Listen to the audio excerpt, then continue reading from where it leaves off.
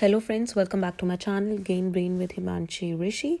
And आज की इस वीडियो में हम डिस्कस करेंगे केवीएस पेडागोजी के इम्पॉर्टेंट एमसीक्यूज जो कि रहने वाले हैं अंडरस्टैंडिंग टीचिंग लर्निंग से, स्कूल ऑर्गेनाइजेशन एंड लीडरशिप से, एंड कुछ क्वेश्चंस आपको एनईपी 2020 से भी देखने को मिलेंगे। सो इस वीडियो को ज़रूर आप एंड तक देखिएगा so that you don't miss on to any important question और एनी इम्पॉर्टेंट पॉइंट। मोरओवर, अगर आपको इस वीडियो की पीडीएफ चाहिए, इन क्वेश्चंस की पीडीएफ चाहिए, तो आप मेरा टेलीग्राम ग्रुप ज्वाइन कर सकते हैं जिसका लिंक मैंने डिस्क्रिप्शन बॉक्स में डाल दिया है। और अगर आप मेरे चैनल पे न्यू हैं या फिर अभी तक आपने मेरे चैनल को सब्सक्राइब नहीं किया, so please do subscribe it. So the first question we have is, what is the full form of Nipun? The options are Nations Initiative Proficiency in Writing and Understanding and Numeracy, National Initiative Proficiency in Reading and Understanding and Numeracy, National Initiative Proficiency in Reading, Writing, Understanding and Numeracy, या फिर none of the above. So ये हम पहले भी discuss कर चुके हैं जब हमने FLN के बारे में पढ़ा था। So जो निपुण की फुल फॉर्म है वो है B option, national initiative proficiency in reading with understanding and numeracy. So ये बहुत इंपॉर्टेंट है, ये आप ज़रूर याद रखिएगा।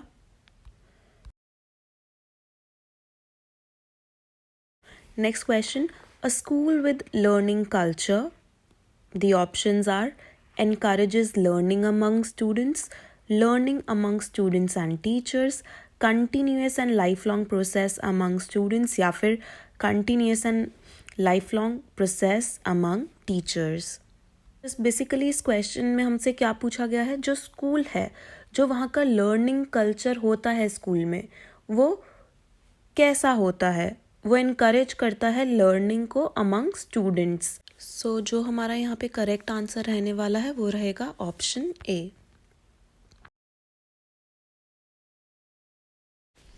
Next third question, who is known as the father of unit planning? Unit planning का फादर किसे कहा जाता है?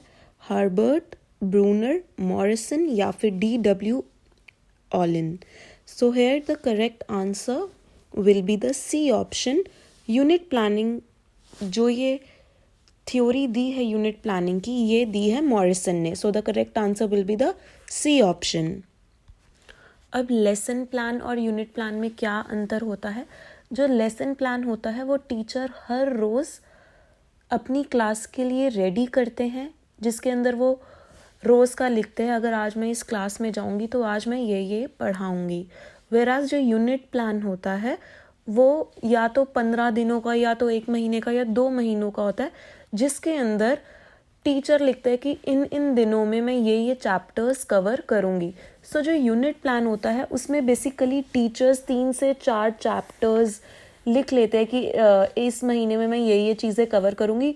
वेराज लेसन प्लान टीचर हर रोज़ के हिसाब से प्रिपेयर करके अपनी क्लास में जाता है। सो देखा जाए तो जो यूनिट प्लान है वो लेसन प्लान से थोड़ा वाइडर टर्म है, बट जो करिकुलम होता है वो पूरे 1 साल का, जिसमें आप कह लो सिलेबस, एक्टिविटीज़ सब कुछ आ जाता है। सो पूरे साल का जो प्लान होता है वो होता है करिकुलम।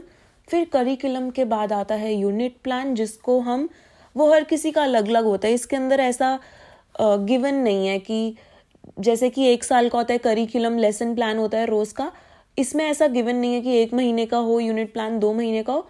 बट यूनिट प्लान में हम काफ़ी ज़्यादा चीज़ें लेके चलते हैं। करिकुलम में तो सब कुछ आ जाता है, बट यूनिट प्लान में करिकुलम से कुछ कुछ टॉपिक्स लिए जाते हैं, कुछ कुछ एक्टिविटीज़ ली जाती है जो हम करेंगे, और लेसन प्लान हम रोज़ के हिसाब से प्रिपेयर करते हैं। सो ये फ़र्क है curriculum, unit planning and lesson planning में। एंड यूनिट प्लानिंग किसने दिया है? ये दिया है मॉरिसन ने। Next question, what is a school plan? The options are statement of the mission and vision of the school, plan of the building and layout of the school, mission, vision, statement and how it proposes to achieve plan, या फिर plan of infrastructure. So here the correct answer will be the C option, mission, vision, statement and how it proposes to achieve plan. So basically school plan क्या है, ये vision है, mission है school का, and also ये भी बताता है कि वो स्कूल उस मिशन को कैसे अचीव करेगा. सो इसे कहा जाता है school plan. So here the correct answer will be the C option. Next question. FLN follows dash approach. The options are ELPS approach, LEPS approach, PELS approach या फिर none of the above. So जब हमने ये FLN का topic किया था तो हमने ये चीज़ डिस्कस करी थी कि ये कौन सी अप्रोच फॉलो करता है.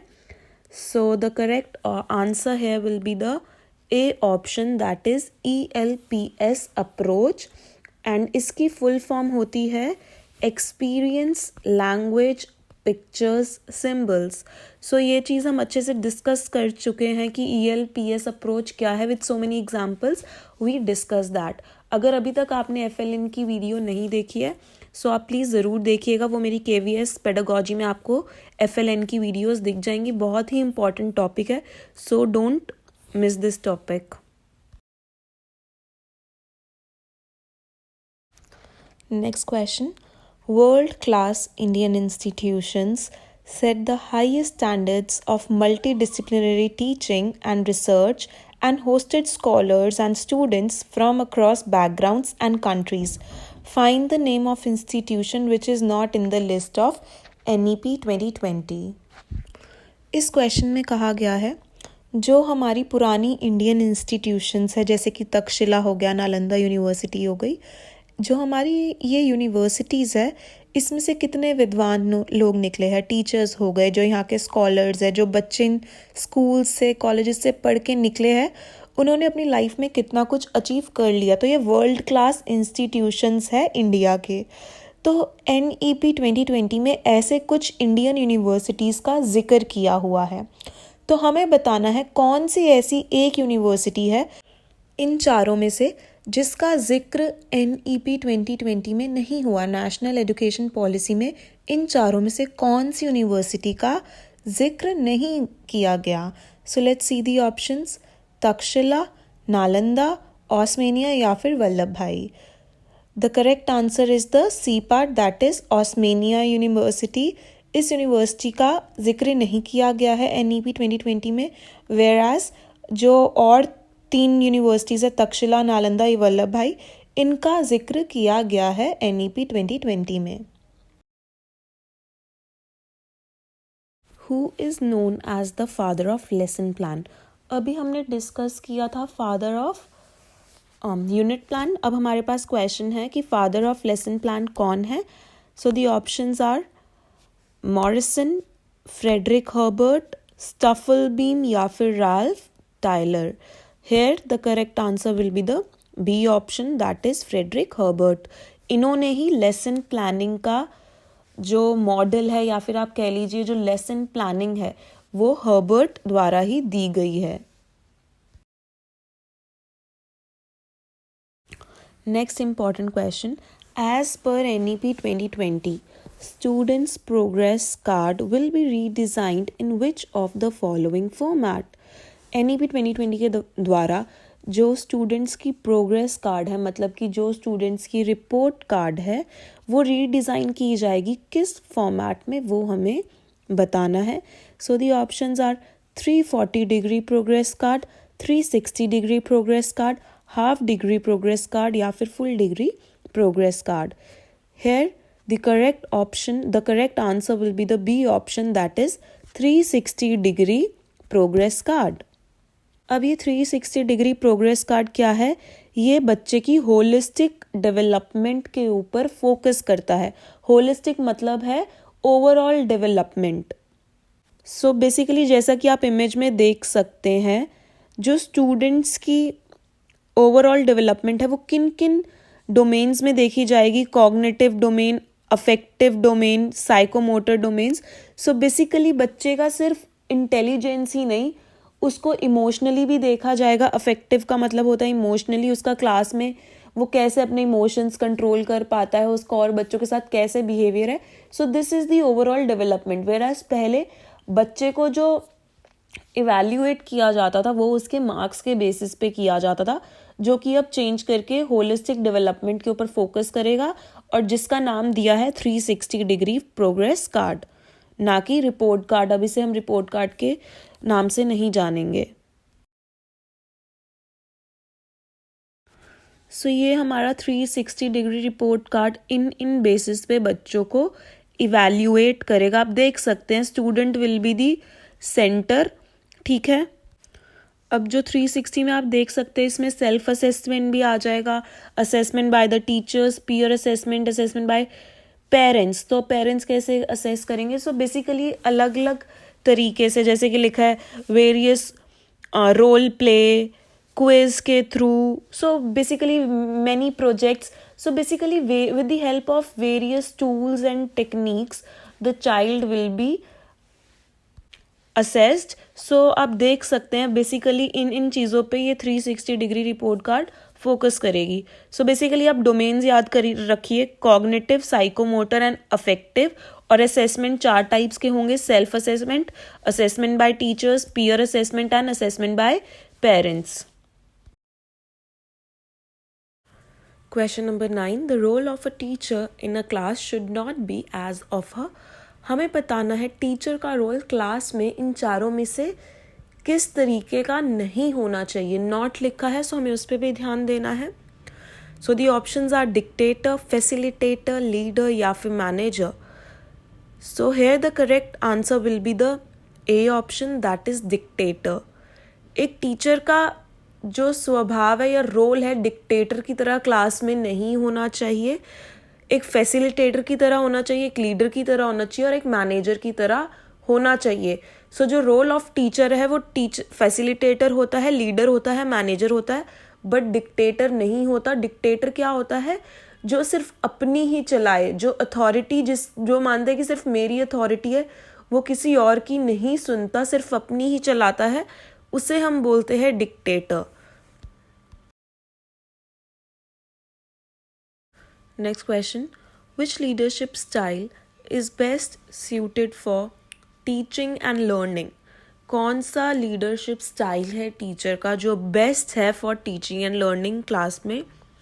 Option A autocratic, option B mechanistic, option C democratic या फिर option D transactional.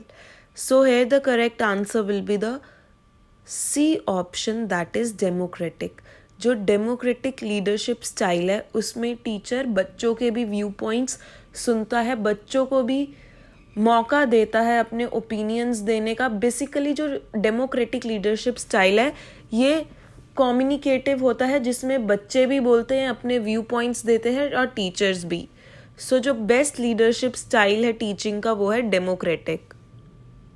So the answer will be the C option, democratic. How many fundamental principles are there in NEP 2020? हमें बताना है कि fundamental principles NEP 2020 में कितने दिए गए हैं। The options are 4, option B 5, option C 6 या फिर option D 3।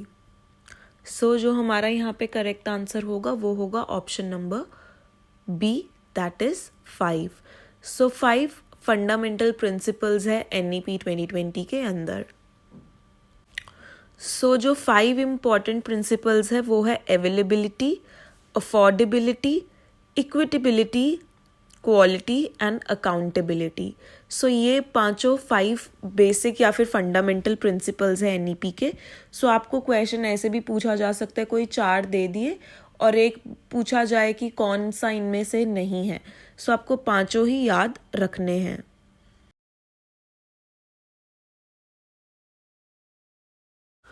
Next question, what is the full form of ABC as per the NEP 2020?